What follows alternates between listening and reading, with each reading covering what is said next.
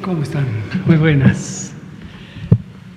Son las 19 horas del martes 9 de junio de 2020. Estamos en el Palacio Nacional de México, en la Ciudad de México, y vamos a iniciar la conferencia de prensa diaria sobre COVID-19, la pandemia causada por el nuevo coronavirus SARS-CoV-2. Hoy nos vamos a enfocar en el informe técnico y en algunos de los elementos semanales, que son dos: el martes de movilidad. Vamos a dar el informe de movilidad en el espacio público y el informe sobre personal de salud y las afecciones de COVID en el personal de salud, que también lo presentamos cada semana. Y todo esto lo va a presentar el doctor José Luis Salomía y luego abrimos a preguntas y respuestas. Doctor, por favor. Claro que sí, con su permiso, señor secretario. Muy buenas tardes a todas y todos. Vamos entonces a empezar con la conferencia 102, estando en el 9º día de esta nueva normalidad, recordando que para esta semana, y es precisamente la siguiente diapositiva, y es importante siempre estarlo recordando, sobre todo para las personas que nos están viendo desde sus hogares, que todo México se encuentra en riesgo máximo, que es precisamente el color rojo que representa el semáforo. ¿Qué significa riesgo máximo? Veamos rápidamente en la siguiente diapositiva. En riesgo máximo significa que solo hay ciertas actividades que están limitadas, como la ocupación hotelera a un 25%, dirigido solamente a personas que están realizando trabajos esenciales en las diferentes partes de México. Asimismo, los restaurantes solamente deben de brindar servicios a domicilio o comida para llevar, o en el caso de los hoteles, a la habitación, no deben de abrir dentro de los hoteles. Lo que son servicios de peluquería, estética, barberías, etcétera, pueden hacerlos a domicilio siempre y cuando apliquen las medidas sanitarias. Se permite un aforo de hasta un 25% en los parques públicos, con el objetivo de que las personas puedan realizar actividad física, más no congregaciones, más no reuniones, más no actividades en las áreas infantiles. Igualmente, los supermercados, mercados continúan abiertos como lo hacían en la Jornada Nacional de Sana Distancia, pero con un aforo de un 50% y solamente permitiendo un integrante de la familia ingresar a hacer sus compras. Los deportes profesionales pueden llevar a cabo sus partidos, sin embargo lo tienen que hacer a puerta cerrada, es decir, sin la presencia de público, y esto es tanto para el rojo como para el naranja, y claro que ellos aplican medidas de protección para sus jugadores y para su equipo técnico. Y en la siguiente diapositiva vemos las actividades que definitivamente están suspendidas, actividades que no se deben de llevar a cabo mientras el semáforo de riesgo COVID está en alerta máxima, como son los gimnasios, los spas, los cines, los teatros, los centros comerciales, los lugares de culto, los eventos masivos, discotecas, bares, etcétera. Todos estos lugares quedan todavía cerrados y podrán en un momento determinado tener cierto aforo cuando se pase al color naranja. Veamos entonces ahora sí la actualización del panorama internacional. Prácticamente ha estado en la última semana muy estable, pero estable igual significa que no ha habido disminución.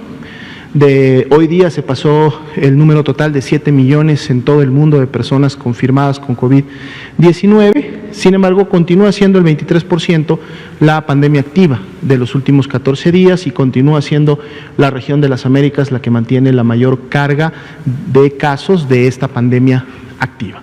Veamos la siguiente diapositiva, que es la actualización de los números para el día de hoy de la República Mexicana, en donde tenemos 124.301 casos confirmados, es decir, personas que se tomaron la prueba, dieron positivas SARS-CoV-2, eran casos sospechosos porque tenían signos y síntomas de la enfermedad, entonces por lo tanto se convierten en casos confirmados de COVID-19.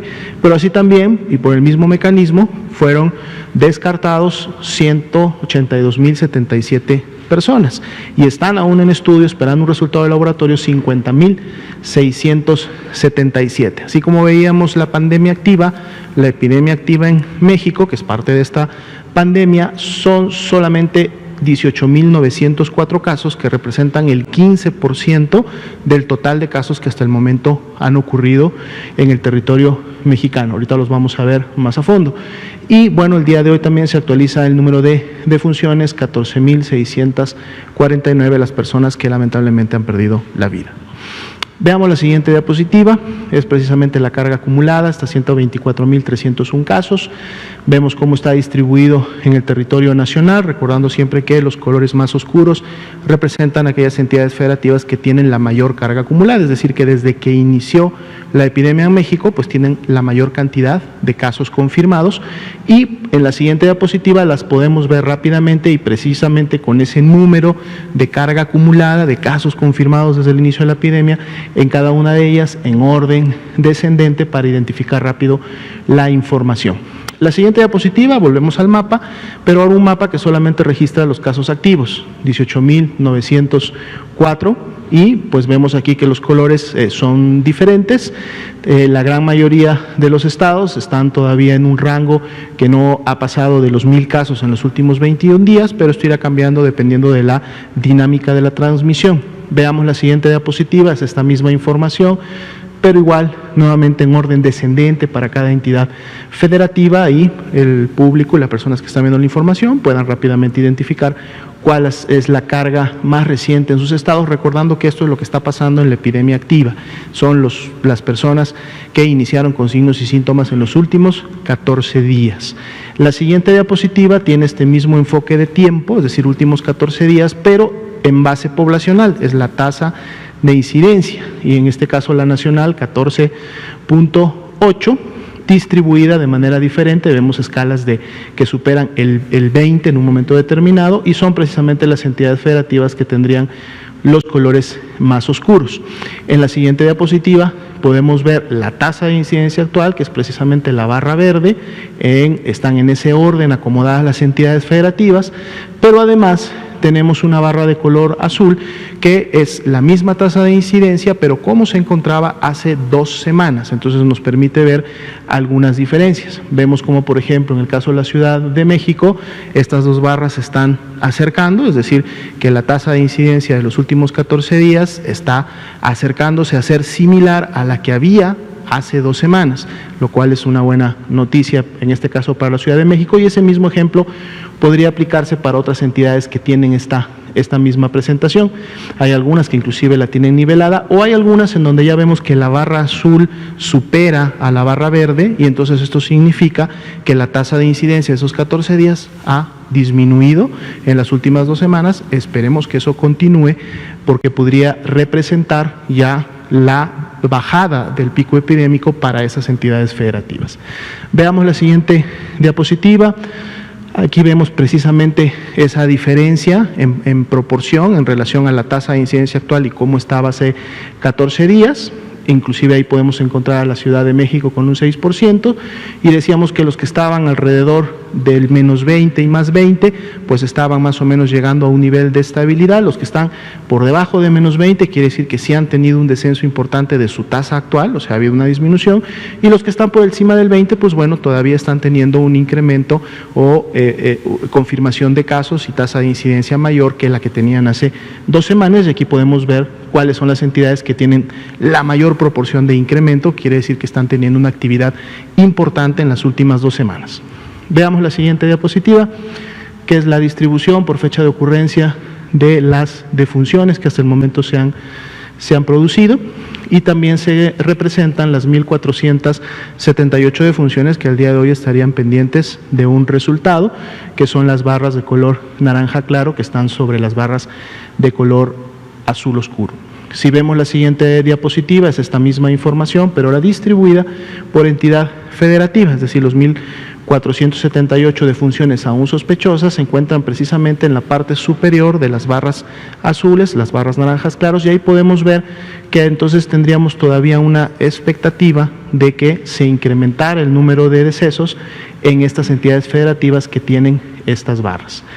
Veamos la siguiente diapositiva, en la cual es la curva epidémica, los casos que hasta el momento se han confirmado y los casos que están todavía sospechosos, recordando el porcentaje de positividad más reciente que teníamos, que andaba alrededor del 44-46%, pues bueno, estaríamos esperando que al menos esa proporción en la mayoría de estos casos sospechosos pudiera confirmarse.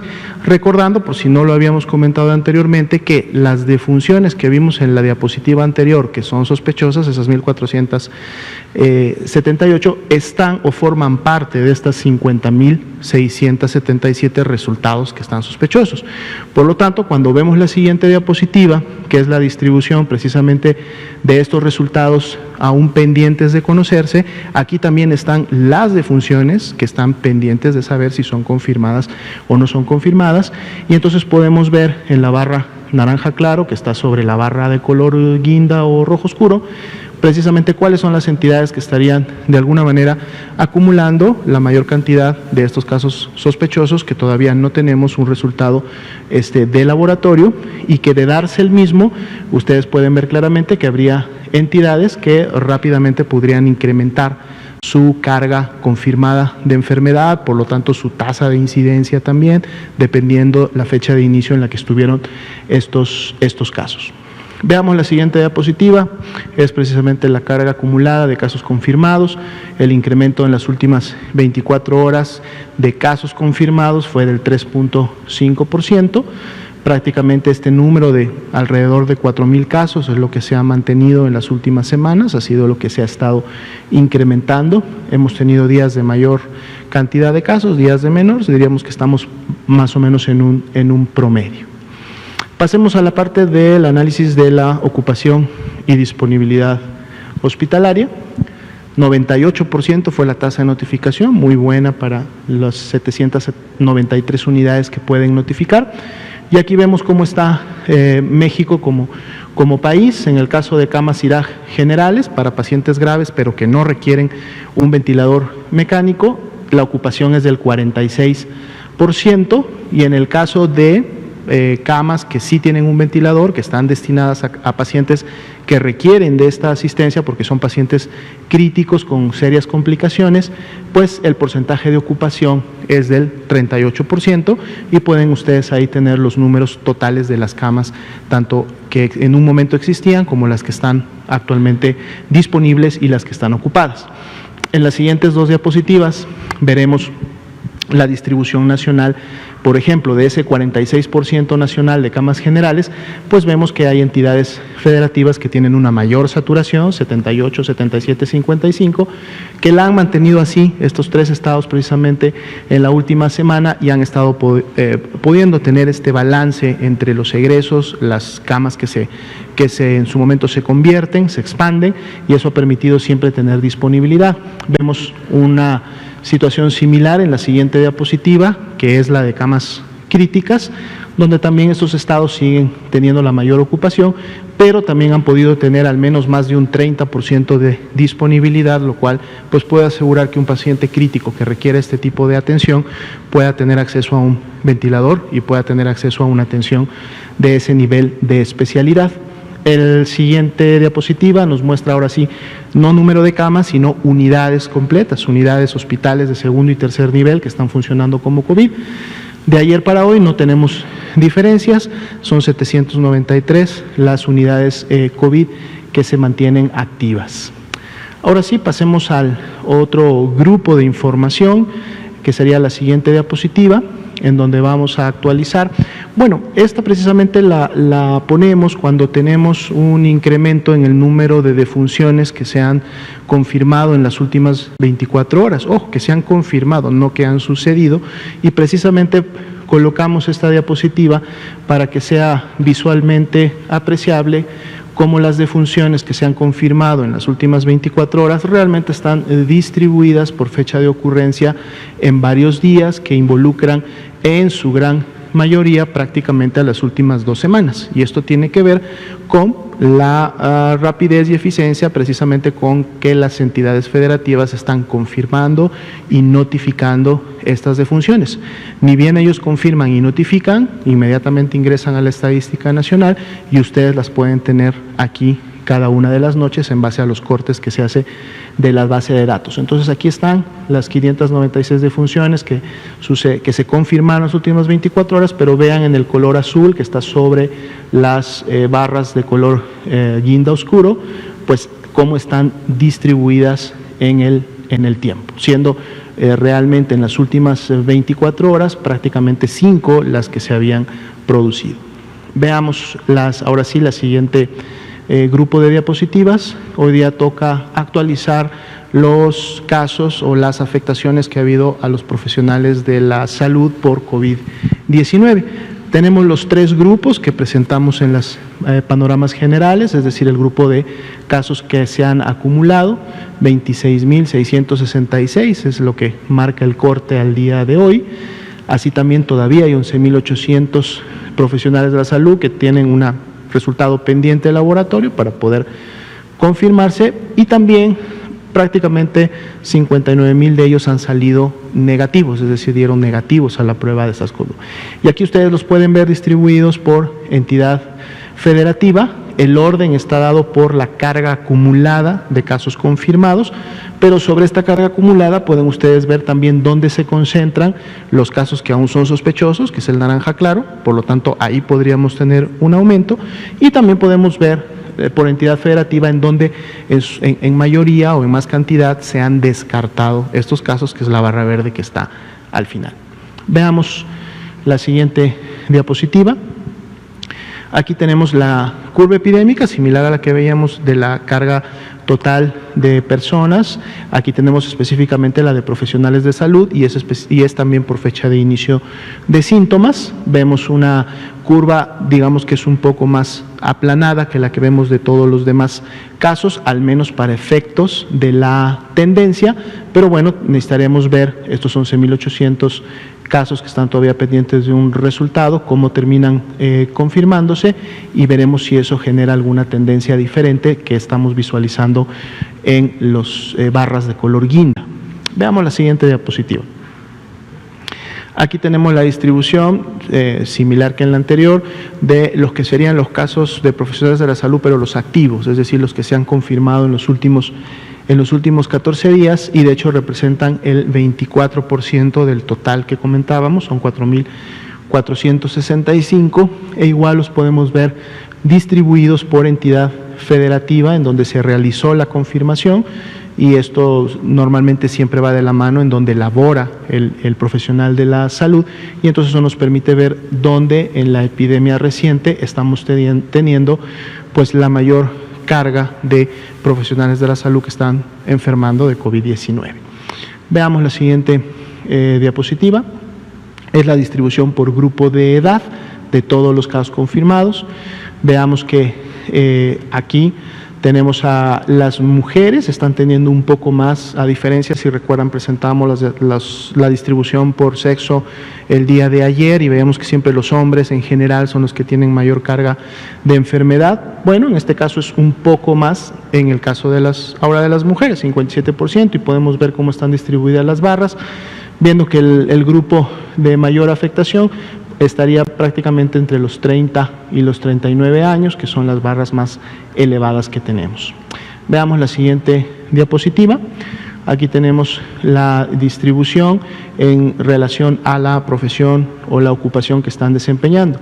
Enfermeros, enfermeras, 41%, los médicos y las médicas representan un 31%, un 10% menos, un 25% está representado por toda una serie de otros profesionales de la salud, y de manera específica siempre nos referimos a los laboratoristas y dentistas con los porcentajes que están respectivos, que son prácticamente el grupo de menor afectación que se ha tenido, y esto es lo acumulado, es decir, los 26.666. Veamos la siguiente diapositiva. Bien, aquí tenemos el estado clínico en el cual se encontraba el profesional de la salud cuando demandó la atención médica. Vemos que la mayoría de ellos, el 91%, lo hizo de manera ambulatoria. Esto es una proporción más elevada que la que vemos en general en la en la población. Sin embargo, algunos de ellos también se encontraba en un nivel de gravedad que requirió ser hospitalizado, como estos 1097. Además, estaban en una situación que se consideraron como casos graves, 1154, y 147 de ellos tuvieron que ser intubados por la gravedad en la que se encontraba su caso. Veamos la siguiente diapositiva. Aquí pasamos al grupo precisamente de lamentables defunciones que se han producido en el personal de la salud. 385 son las que se han confirmado a COVID-19 y en este caso se tienen solamente 18 defunciones que estarían pendientes de un resultado de laboratorio para poder conocer su clasificación. E igual vemos la distribución por entidad federativa en orden descendente, lo cual nos manifiesta en dónde se han presentado la mayor parte de las defunciones por estas entidades. Veamos la siguiente diapositiva. Aquí tenemos la distribución por fecha de ocurrencia de las 385 defunciones desde el inicio o de los primeros días de la pandemia hasta los últimos días, y vemos también representadas esas 18 defunciones en donde podrían ubicarse en el caso de que fueran confirmadas.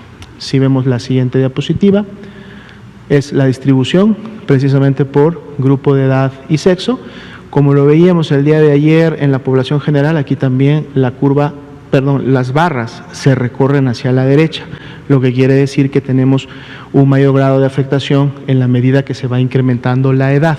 Aquí tenemos agrupado a los mayores de 65 y eso podría generar una impresión de que serían a lo mejor los que más están falleciendo. Sin embargo, vamos a pedir al equipo que nos desagregue esos mayores de 65 en edades quinquenales como lo están en las barras previas para ver realmente cuál es la afectación por grupo de edad, pero vemos que sí, por lo menos en los grupos de 50 a 64 hay un incremento. Aquí tenemos nuevamente el cambio, en donde vemos que sí son los hombres, al igual que en la población general, los que tienen una mayor proporción. De hecho, aquí son 73% de las defunciones han sido hombres, es decir, son más las mujeres profesionales de la salud las que enferman, pero lamentablemente son más los hombres los que terminan falleciendo a causa de las complicaciones.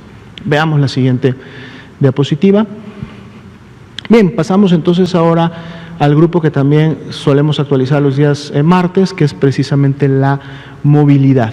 Y para poder rápidamente entender estas gráficas, vamos a referirnos a la de Aguascalientes para identificar cuáles son los elementos que en su momento tenemos que percatarnos, y después todas las otras 31 entidades son similares.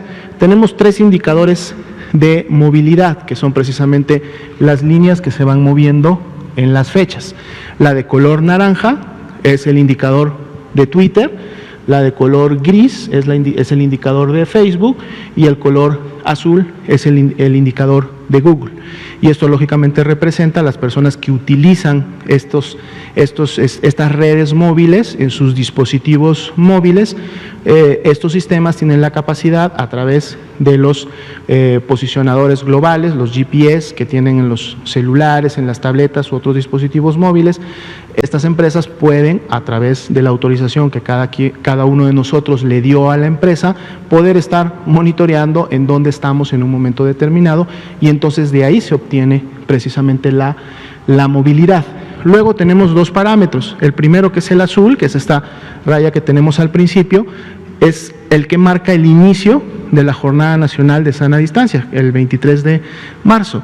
Y la segunda línea, que está también transversal, es precisamente línea verde, es cuando iniciamos con la nueva normalidad y cuando iniciamos con el semáforo de riesgo. Y la línea roja gruesa, que está hasta abajo de todas, es la meta que se planteó para la disminución de la movilidad, que es haberla disminuido en menos 65%, y esta es una proporción que lógicamente se va aplicando a cada una de las entidades federativas. Con esos parámetros en mente, entonces revisemos rápidamente los gráficos. Lógicamente, si la línea roja basal es la meta, pues entonces si los tres indicadores o al menos alguno de ellos se acercó a esa línea roja, quiere decir que por lo menos un grupo de la población logró la meta, a lo mejor otro no tanto y a lo mejor otro menos. Pero en general podemos ver, por ejemplo, que Aguascalientes, el indicador de color azul, que es el de Google, prácticamente durante toda la Jornada Nacional de Sana Distancia lograron la meta. A lo mejor no tanto así en el indicador de Facebook o en el indicador de Twitter, que sí hubo una reducción, pero esta reducción más bien estuvo entre un menos 20 y un menos 40%. Vemos una situación similar en Baja California, vemos una situación en Baja California Sur, sí hay dos indicadores que inclusive cayeron por debajo de la meta, lo cual fue muy bueno. Y esto habla de que esto puede haber también contribuido a la baja transmisión y a la baja tasa de incidencia que en este momento, por ejemplo, tiene Baja California Sur. Campeche se acercó bastante a la meta, estuvo solamente por encima. Ahora otro detalle también que podemos notar en esta gráfica y que la podemos dar seguimiento en las siguientes que vamos a ver, es precisamente que después de la línea verde que está transversal, que significa el inicio de la nueva normalidad del semáforo de riesgo COVID, podemos también notar si entonces hubo un incremento o si se mantuvo la movilidad, la reducción de la movilidad como se mantuvo durante la Jornada Nacional de Sana Distancia o si inclusive en algún momento disminuyó más. Por lo menos lo que podemos ver en estas primeras 4 entidades federativas es que la movilidad se mantuvo reducida o al menos similar a la que vimos en la Jornada Nacional de Sana Distancia. Entonces ahí tanto Aguascalientes, Baja California Sur y Campeche mantuvieron su disminución de movilidad en estos últimos días después de el inicio de el semáforo de riesgo COVID o lo que hemos denominado la nueva normalidad. Veamos ahora las siguientes 4 entidades federativas y busquemos estos puntos de comparación. Coahuila acercándose a la meta, Colima también, aunque el indicador de Facebook no tanto. Chiapas no bajó o no llegó totalmente a la meta, pero tuvo una reducción. Y Chihuahua prácticamente un comportamiento similar. Ahora veamos el comportamiento posterior a el inicio de la nueva normalidad. Prácticamente en Coahuila hay un incremento o empieza a haber una tendencia de que como que la movilidad se empieza a ir para arriba. Recordemos a nuestros amigos y compañeros de Coahuila que todavía estamos en semáforo rojo y que debemos de mantener reducida la movilidad. Colima, Chiapas y Chihuahua prácticamente han mantenido su disminución de movilidad en estos últimos días. Veamos el siguiente grupo de 4 entidades. Ciudad de México, veamos que prácticamente sus 3 indicadores alcanzaron la meta, o sea, la Ciudad de México tuvo una muy buena disminución de la movilidad y mejor aún, esa disminución de la movilidad se ha mantenido, o sea, se ha respetado el semáforo de riesgo COVID en rojo, porque podemos ver que continúa esa disminución similar a la que hubo en la Jornada Nacional de Sana Distancia. No así Durango, donde en Durango sí vemos claramente que la movilidad, una vez iniciada la nueva normalidad, se ha incrementado. Llegaron durante la Jornada Nacional de Sana Distancia a tener una disminución, no a lo mejor a la meta, pero sí importante o similar a la de otros estados, pero veamos cómo después del inicio de la nueva normalidad ya la movilidad se ha incrementado, inclusive llegando en los últimos días a estar prácticamente en cero, ¿no? Entonces también un llamado especial a los amigos de Durango para que tengan esto muy presente. Guanajuato y Guerrero, prácticamente la tendencia se ha mantenido similar durante la Jornada Nacional de Sana Distancia y al inicio de la nueva normalidad, y digamos que prácticamente se mantuvieron con una disminución de movilidad cercana a la meta, más en el caso de Guerrero, un poco menos en Guanajuato, pero sí con una disminución por lo menos de entre menos 20 y menos 30. Veamos los siguientes 4 entidades. Hidalgo mantuvo prácticamente una tendencia y la sigue manteniendo. Digamos que no se acercó completamente a la meta, al menos no en estos indicadores, pero sí estuvieron por debajo de 20. Jalisco es más visible todavía su disminución de movilidad y además que esta se mantiene, continúa disminuida. Estado de México también logró una disminución importante, no llegó a tocar la meta, pero se acercó bastante y se mantiene, lo cual es importante. Michoacán, más o menos una tendencia errática, no llegando tanto a la meta, y también empezamos a ver una tendencia de incremento de la movilidad al inicio de la nueva normalidad. Entonces también un llamado a los amigos de Michoacán a tener presente que estamos en semáforo rojo, que es el máximo riesgo, y que la movilidad todavía tiene que continuar controlada. Veamos las siguientes 4 diapositivas. Morelos, disminución prácticamente constante, se mantiene. Nayarit también, inclusive uno de sus indicadores logró estar hasta por debajo de la meta proyectada. Vemos una tendencia en el indicador de Facebook, más no en el de Twitter, lo cual pudiera ser un promedio que estuviera todavía manteniéndose dentro de lo que se requiere. Nuevo León igual, estuvo prácticamente pegado a su meta durante toda la jornada nacional.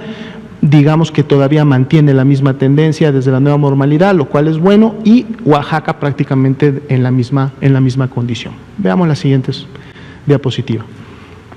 Puebla, bastante similar, llegando casi a la meta en algunos de sus indicadores, se mantiene. Querétaro igual, también se mantiene, aunque ha tenido un piquito por ahí en algunos días. Quintana Roo, vean cómo no solamente llegaron a la meta, sino que además uno de sus indicadores, que es el de Google, se mantuvo muy por debajo del 65%, lo cual puede haber repercutido en un buen control de la transmisión, y lo mejor es que eso se ha mantenido durante la nueva normalidad. San Luis Potosí también acercándose mucho a la meta y prácticamente manteniendo la tendencia, aunque con un ligero incremento en los últimos días. Veamos la siguiente grupo de diapositivas. Sinaloa, bastante bien, se mantiene. Sonora, una reducción, aunque no llegando a la meta, pero digamos que aceptable, y además se mantiene. Tabasco, completamente hacia la meta y manteniéndose en la meta. Tamaulipas, también en la meta, manteniendo en la meta prácticamente 2 indicadores, uno de ellos que sería el de Facebook, como un poco empezando a querer y a irsenos para arriba. Veamos la siguiente. Sería la última. Tlaxcala, también con una reducción muy importante, la cual se mantiene durante la nueva normalidad. Veracruz, a lo mejor no llegó a la meta como tal, pero sí mantuvo una disminución por debajo del -20, -30. Lo más importante, se mantiene durante la nueva normalidad. Yucatán igual, tocó la meta y la mantuvo prácticamente durante todo el periodo y la sigue manteniendo, lo cual es una muy buena noticia. Zacatecas, sí, definitivamente uno de sus indicadores, que es Facebook, no se portó muy bien dentro de la Jornada Nacional de Sana Distancia, no se sigue portando bien durante la nueva normalidad, pero veamos que otros 2 indicadores, al menos sí en las últimas 2 semanas de la Jornada Nacional, se mantuvieron más cerca de la meta y continúa la tendencia. Va a ser importante entonces semana con semana ver cómo se van a estar presentando estas tendencias y este comportamiento de la movilidad, sobre todo ahora que podemos empezar a ver diferencias entre las entidades federativas, en la medida que más adelante algunas de ellas sean naranja, otras sean amarillo, otras sean verde, y entonces también estaremos viendo esos cambios de manera importante en esta gráfica. Serían los datos actualizados para esta noche. Gracias, doctor José Luis Salomía, director general de Epidemiología de la Secretaría de Salud. Bienvenida a su pregunta.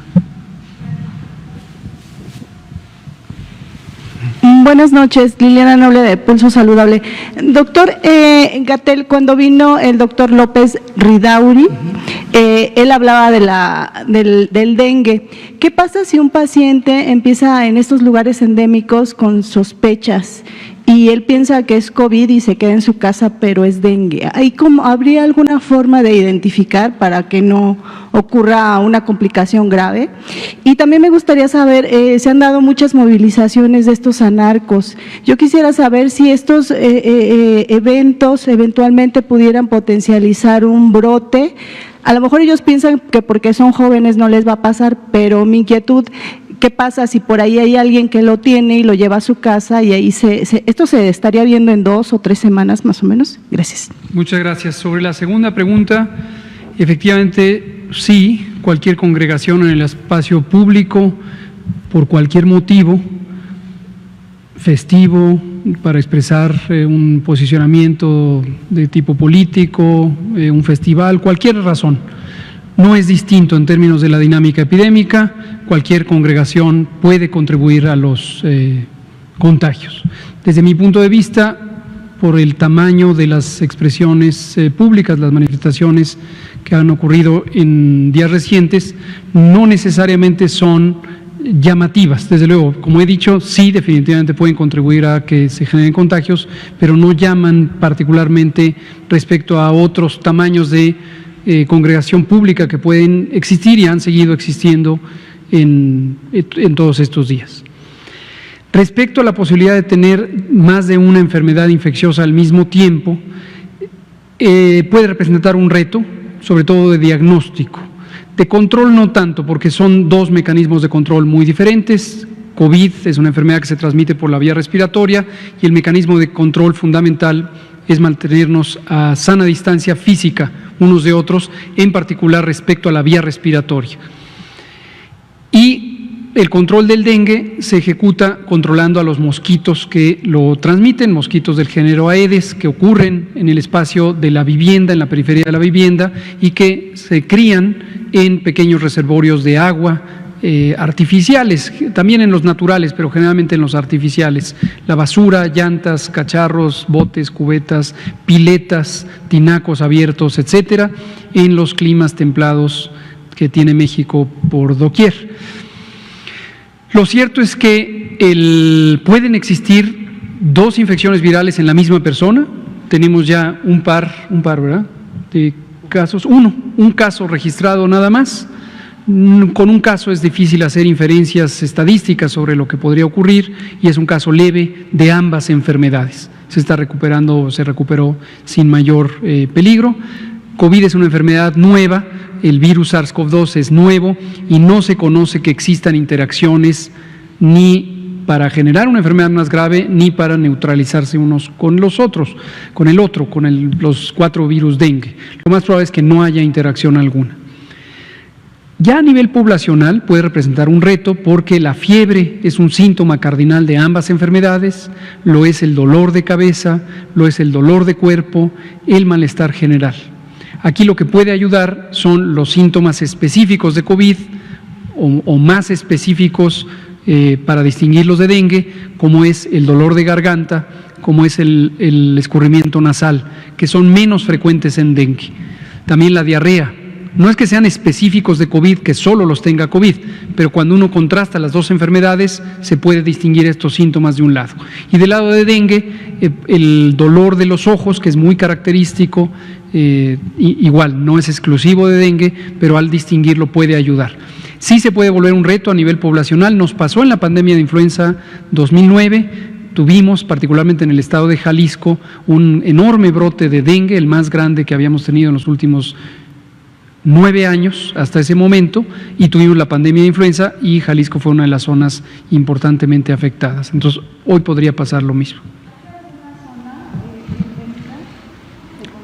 De dengue, todo el país, excepto la Ciudad de México, Aguascalientes y Zacatecas. A veces incluso Aguascalientes ha estado afectado, pero generalmente no, y Zacatecas casi nunca, y la Ciudad de México nunca, en los últimos 22 años desde que reemergió dengue en México. Sí. No lo sé. ¿Dónde fue el caso de ambas enfermedades? Nayarit. Daniela Pastrana. ¿Mande usted? Vamos a darle la palabra a la compañera. No, de una vez. De coronavirus y dengue, si tienen más reportes, porque había contactado en este sentido periodístico a 2 personas más que también habían padecido los 2 virus al mismo tiempo, se recuperaron. Por eso me salta que solamente ustedes tengan un solo registro. No fueron registrados, qué bueno que lo dice. Invitamos a el personal de salud de todo el país a que tenga presente que está empezando la temporada anual de dengue, como la mayoría de nuestras colegas, hombres y mujeres del personal de salud saben, empieza en la temporada de lluvias, llega un máximo en octubre y termina en diciembre. Entonces les invitamos a considerar en el diagnóstico diferencial tanto COVID como dengue, con la posibilidad de que se tengan ambas enfermedades y cuando se considere procedente hacer los estudios de laboratorio de ambas enfermedades. Es perfectamente factible. En el caso de COVID, la muestra útil para el diagnóstico por laboratorio en la fase aguda es una muestra de secreción respiratoria que se toma con un hisopo que se introduce por la nariz y debe llegar hasta la faringe. En el caso de dengue es una muestra de sangre que se hace también para diagnósticos por PCR. La técnica es la misma, los reactivos son diferentes. Gracias por ponerlo presente. Daniela Pastrana, pie de página. Y usted, Juan. Ahorita. Gracias, buenas noches. Sí, una pregunta era en ese sentido de cuándo creen que van a tener este diagnóstico que nos habían dicho la semana pasada sobre en qué lugares se están retrasando más el registro o menos el registro, ¿no?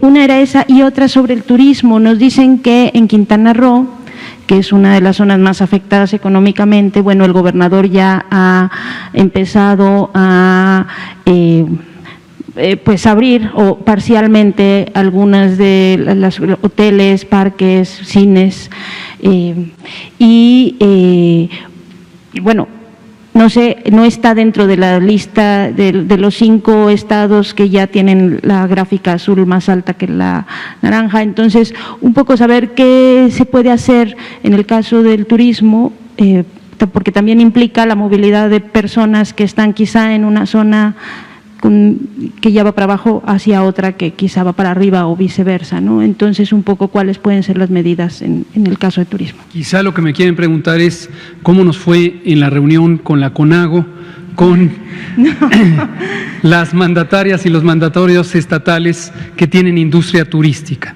Como todo martes, hoy lo solemos hacer ya con cierta periodicidad, lo hemos hecho en los últimos 4 martes, tenemos reuniones con las y los mandatarios estatales. Estas reuniones se organizan conjuntamente por la CONAGO, la Conferencia Nacional de Gobernadores, y el Gobierno Federal. Y nuestro punto focal nacional es nuestra querida secretaria de Gobernación, la ministra Olga Sánchez Cordero.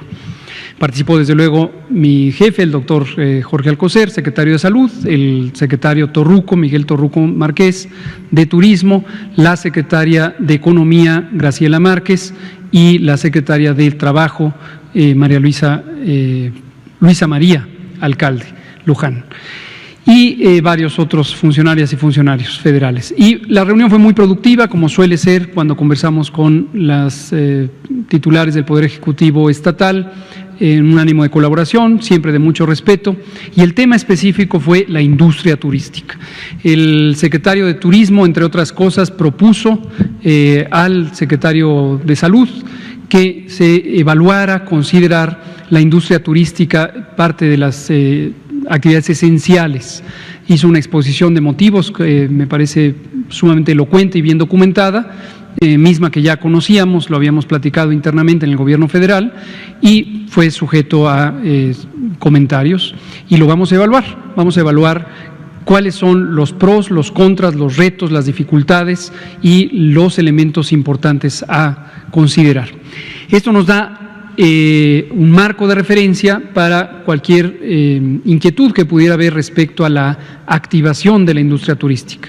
Y comparto con ustedes lo siguiente. Como hemos dicho desde el inicio y se comenta en todos los países, es el reto en el manejo de una epidemia como esta. Hay 2 bienes públicos a balancear. Por un lado está la salud y la vida, que indiscutiblemente son la prioridad, y por el otro lado está el bienestar social y la economía, que también son relevantes porque a su vez, si se dañan importantemente, repercuten sobre la salud y la vida. Entonces, al final de cuentas es proteger la salud y la vida en 2 expresiones diferentes.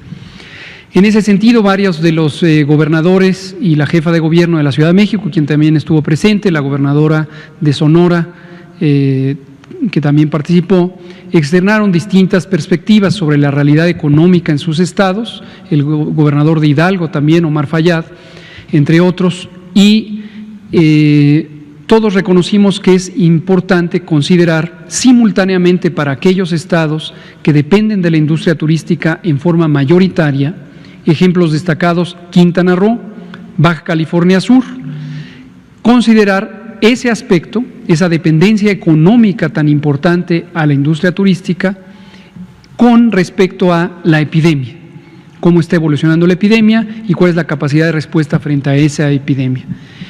Identificamos y resolvimos de común acuerdo que una vez que tengamos la calificación de esta semana para el semáforo, que estará próxima a salir en las siguientes horas, vamos a tomar nuevamente la conversación y evaluar qué modalidades podríamos considerar para que en aquellos estados que se están aproximando a reducir su riesgo epidémico, varios de ellos ya lo están logrando, podamos tener una siempre muy ordenada, programada y organizada apertura de ciertos componentes de la industria turística. Ahora bien, la industria turística es extremadamente amplia y tiene 4 características muy notorias, muy constitutivas de la industria turística que la hacen distinta respecto al riesgo epidémico de otros sectores económicos. Lo primero es una desagregación geográfica muy importante. Está dispersa la industria turística. ¿Por qué razón? Porque los clientes, los proveedores provienen de múltiples puntos de la República o del extranjero. Lo segundo es que característicamente la industria turística es multicomponente. ¿Qué es la industria turística? Son hoteles, son restaurantes, son transportes, tanto aéreos como terrestres, como marítimos, son cruceros, son catamaranes, son parques recreativos, son visitas guiadas. Es un universo muy amplio. Tercero, siempre hay que considerar, esto no es exclusivo de la industria turística, lo mencionábamos esta mañana, que en un componente económico hay al menos 3 grupos humanos: los proveedores del servicio, los consumidores del servicio y los que proveen a los proveedores del servicio.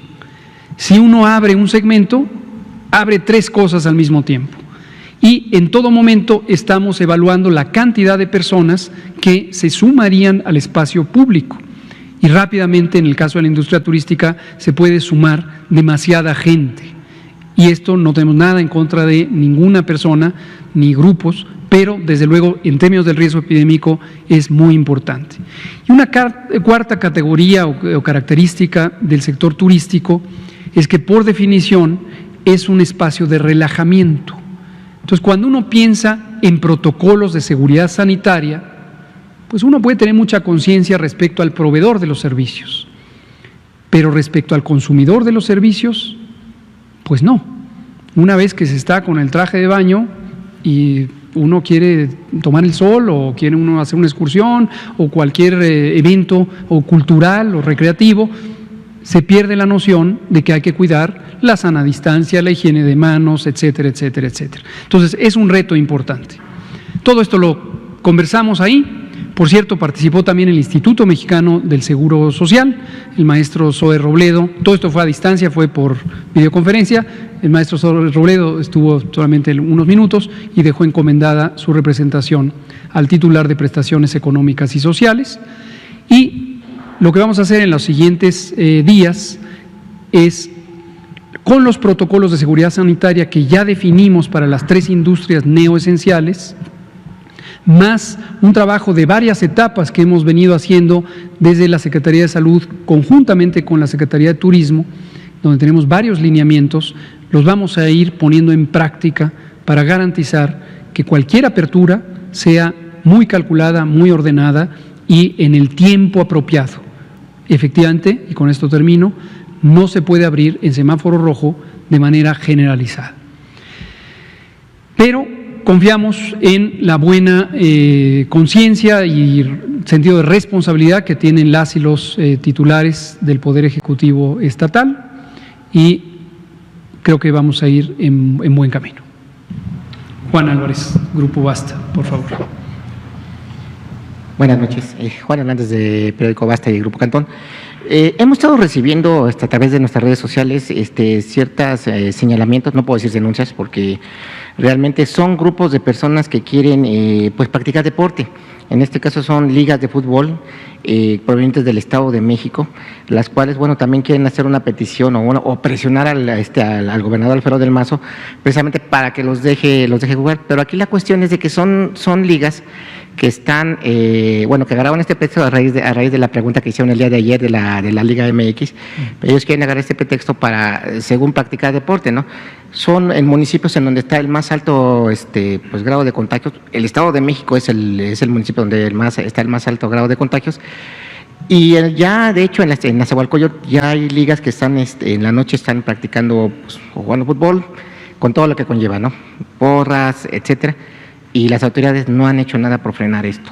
¿Qué es lo que se tiene que hacer o cuál es el riesgo que podría ocurrir precisamente de seguir esta tendencia? Porque ya se está replicando en varias partes, incluso en Nuevo León también ligas amateurs están precisamente en esa situación de querer presionar, y también incluso ya están hasta promocionando por redes sociales torneos para realizarse esta semana. Entonces realmente es una situación que está creciendo y pues no se ve que los pues público en este momento en que tenemos el semáforo en color rojo en todo el país va a contribuir a los contagios y va a contribuir en proporción al número de personas que se congregan.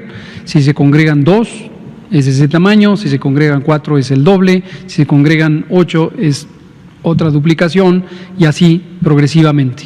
Y llega un momento en que pueden ser demasiadas experiencias de encuentro entre una persona con otra o con otras, y empezar a multiplicar de una manera exponencial la probabilidad de que al menos una de estas personas sea contagiante y entonces propague a el resto del grupo o a una proporción del resto del grupo. No es deseable que en este momento ocurran torneos ni de fútbol, ni de béisbol, ni de básquetbol, ni de ninguna otra actividad deportiva colectiva. Hemos comentado esta misma mañana, lo comentábamos ayer por la tarde, que los parques recreativos, en este momento estamos indicando que se pueden abrir de manera muy selecta, muy parcial, considerando que no haya congregaciones, que no se usen los juegos infantiles u otros equipos donde se congregan las personas y hay contacto físico de unos con otros. Entonces, no es deseable. Al final de cuentas es presión social, no puede decirse que es una invitación a la desobediencia, porque también se nota que hay desesperación y también, pues bueno, pues a lo mejor puede ser el legítimo Claro. deseo de jugar, ¿no? Aquí la invitación sería, por un lado, el propio gobierno estatal a que se auxilie de los gobiernos municipales. La mayoría de estos espacios físicos tienen una administración directa cuando son espacio público, o indirecta cuando son privados y se regulan como actividades comerciales por parte de los municipios. Entonces, es muy deseable involucrar a las personas titulares de los poderes municipales, a las y los presidentes municipales, para que se sumen al esfuerzo de regulación en un carácter incluyente, en un carácter, desde luego, no confrontativo, que permita, como hemos dicho desde hace mucho tiempo, regular el espacio, el componente estructural, no confrontar a las personas, sino regular el espacio, el motivo que hace que las personas salgan y se congreguen. Gracias. Por favor. Gracias. Sí, buenas noches, doctor. Juan Carlos Machorro, reportero. Doctor, un poco en relación a este tema de turismo, hay diferentes entidades que están hablando de prohibir ya por todo el año, en este caso un ejemplo es Coahuila, prohibir durante todo el año congregaciones masivas musicales, deportivas, culturales, por ejemplo el desfile de septiembre, 2 de noviembre, etcétera. Como está la curva actualmente, ¿nota usted que pues el país entero sí va a poder llegar a celebrar estas festividades culturales y hasta deportivas con público, o tal vez el año, valga la redundancia, no lo aventemos pues como ligas deportivas de otros países que ya están regresando, pero sin gente? Usted mismo lo ha dicho, que se espera un rebrote por el cambio de temperatura, por el invierno en octubre, noviembre, cuando los deportes se siguen efectuando. Sabemos que ahorita están como, igual la pregunta del día de ayer, la Liga Deportiva ya anunció las masivas, fútbol, que ahorita no regresan hasta septiembre. Pues a lo mejor si quieren regresar en septiembre, pues en octubre tendrían que volver a cortar gente. Hablo en la cuestión de público. ¿Se está cerca de ese riesgo? Gracias. En salud pública, en epidemiología, siempre consideramos que el riesgo existe, que es mayor que cero. Nunca hablamos de riesgo cero. porque siempre puede haber elementos que produzcan, aunque sea un riesgo mínimo. Cuando tenemos elementos de evidencia y métodos apropiados, hacemos predicciones y siempre tenemos un margen de incertidumbre. Hemos comentado que eso angustia a muchas personas, es natural, es entendible. Quien no está acostumbrado a un oficio de carácter científico o técnico como es la epidemiología, puede causarle desazón que no haya una respuesta concreta, única, un día, a tal hora, en tal tamaño de las cosas. Para algunas preguntas, el margen de incertidumbre es pequeño. Puede uno decir, bueno, esta pues la fecha probable de que ocurra un evento con más o menos 1, más o menos 2 días, 3, 5, 7, depende, pero es relativamente pequeño. En otros casos no hay evidencia suficiente, aunque puede haber elementos de conjetura, y en la conjetura uno puede decir, teóricamente sería factible pensar, como hemos dicho, que cuando venga la temporada invernal va a haber la influenza y también podría haber COVID. Pero en este momento no tiene más alcance que un carácter de conjetura. No consideramos pertinente, ni nosotros, ni la OMS, ni ninguna otra agencia de salud pública nacional en otros países, el hacer una predicción formal sobre la probabilidad de que en octubre tengamos un repunte de COVID. Pero, pues eso es la realidad. En un momento dado, si tenemos mayores elementos de evidencia y de convicción, pues los comentaremos. Entonces yo diría, estemos expectantes. Estemos expectantes. Por favor. Gracias, doctor. Gisela Ayala, revista Diabetes Hoy.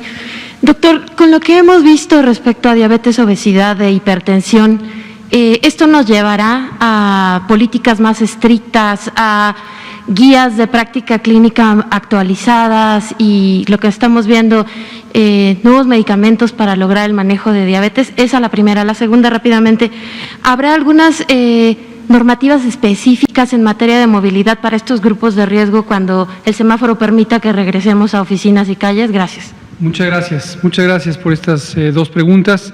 Lástima que ya solo me quedan 3 minutos para contestarlas.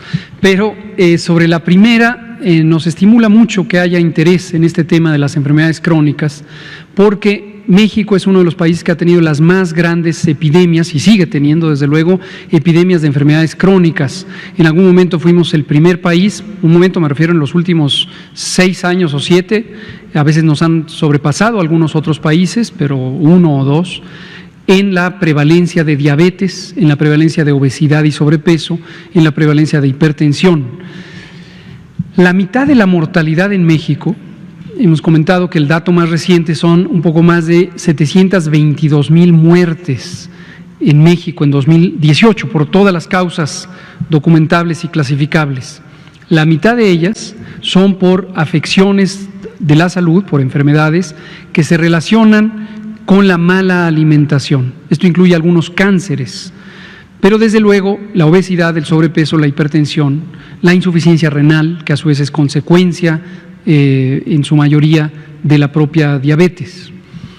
Para enfrentar un problema de esta magnitud, de estas dimensiones, se requieren efectivamente políticas públicas con una visión de largo alcance, profundas, que cambien sustancialmente qué comemos y qué posibilidad tenemos de comer otras cosas. Entre otros cambios, desde luego la actividad física pues es muy relevante. Sin embargo, es llamativo que en los últimos, vamos a decir, 8 o quizá 10 años, el énfasis se ha puesto más en la actividad física, lo cual es benéfico, pero se ha dejado de lado los elementos estructurales, volvemos a los famosos elementos estructurales, también conocidos como determinantes sociales de nuestra alimentación. Uno no come necesariamente lo que quiere comer, es una combinación de lo que quiere uno comer y lo que puede uno comer, entre otras cosas por el costo de los de los alimentos, por la disponibilidad de esos alimentos en el espacio físico. El profesor comentaba este ejemplo hipotético, pongamos aquí a 2 personas en un mismo punto, en el Zócalo, en el asta bandera, y a una le encomendamos que vaya y busque una manzana, un brócoli y un jitomate, y a la otra le encomendamos que busque un producto industrializado, comida chatarra y un refresco, una bebida azucarada. Y a ver cuánto tienen que recorrer y a ver quién lo encuentra primero. Es un ejemplo hipotético, pero es real. Tenemos una sobreoferta de productos ultraprocesados de bajo valor nutricional y altísimo poder calórico.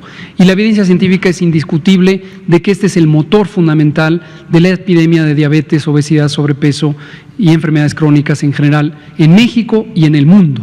Tenemos también una promoción inadecuada de las fórmulas lácteas que han inhibido la lactancia materna, comentábamos eso hace unos pocos días. Las prácticas inadecuadas de lactancia materna, que en el caso mexicano son de las peores en América Latina, llevan también a riesgos de la salud en el infante y posteriormente en la edad adulta. Entonces, ¿por qué ocurre eso? No es una decisión individual. Entonces, sí, vamos a tener varias políticas, algunas ya las empezamos a operar, y hay un grupo técnico del gobierno federal que se llama GISAMAC, Grupo Interinstitucional de Salud, Alimentación, Medio Ambiente y Competitividad. Y surgió de una alianza de más de 60 organismos públicos, originalmente Secretaría de Salud, Secretaría de Agricultura, Secretaría de Medio Ambiente y Secretaría de Economía, más varios otros, CONACYT incluido, y estamos impulsando precisamente, tenemos un mapa completo de políticas públicas estructurales y ya la hemos empezado a andar. Nuestro primer logro, y también gracias al Poder Legislativo, fueron los etiquetados frontales, claros, para advertir sobre el exceso de sal, el exceso de calorías, el exceso de grasas y el exceso de, ya dije sal, ¿verdad? Sal, grasas, azúcares y calorías en las bebidas y los productos industrializados. Eso va a entrar en vigor ya en octubre y es una medida muy costo efectiva que se ha visto ayuda a reducir el consumo excesivo de los productos no saludables. Entonces eso tenemos, son las 20:01, pero si usted viene mañana le seguimos comentando lo siguiente. Muchas gracias, muy buenas tardes.